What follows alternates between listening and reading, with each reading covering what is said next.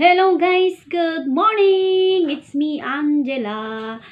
Share lang po ako ng konting kaalaman lang po. Itong papel na to is all about colonoscopy preparation. Mag-undergo si bossing sa colonoscopy. So, nakalagay dito in 3 days. Ito yung mga pwede niyang kainin at saka yung hindi. So, 17, 18 at saka 19 guys. So, ang pwede niyang kainin is biscuit, rice, congee, lugaw, tsaka noodles. But, it's not made with wheat.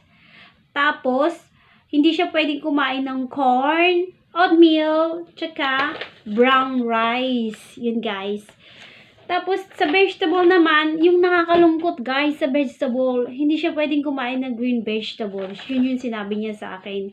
Hindi siya pwede sa ginger, sa spring onion. Naka-include dito yung, especially yung eggplant at saka pumpkin. So, yun, guys. Ang pwede lang sa kanya is yung cucumber at saka yung wax guard. Pero, kailangan ko siyang balatan. Balatan, tapos tanggalan ko ng seeds. So, actually, yung cucumber, diba, kinakain natin with, with skin talaga, at saka yung, yung seed niya. Pero sa ngayon, tatanggalin natin ang kanyang skin at seeds. At saka sa fruits, so, hindi siya pwede. Hindi ko siya bibigyan na lang ng fruits. Tapos sa meat, pwede siya sa poultry, kailangan niya ng lean meat. Hindi siya pwede sa may fat, guys.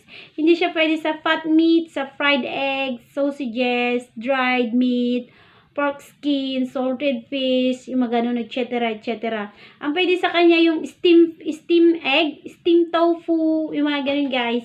Tsaka, steam tofu, steam egg. Ayan. Tapos, ito guys, ang nakakatawa sa kanya, sabi niya yung fish. Hindi kasi siya kumakain ng fish. So, ang sabi ko, hindi ka naman kumakain ng fish. Sabi ko. Sabi naman niya, hindi naman sa hindi daw siya kumakain, guys. Kumakain daw siya konti. Tumawa nga ako. Sabi ko, hindi naman worth kasi ang mahal ng isa, tapos konti lang yung kakainan niya. Pero, okay naman sa akin kasi, maghahati kami, diba? Masaya ako kasi favorite ko ang fish. Tapos sa guys, sa bean and nuts, hindi siya pwede lahat yun. So, yun lang naman yung nakalagay dito na hindi niya pwedeng kainin.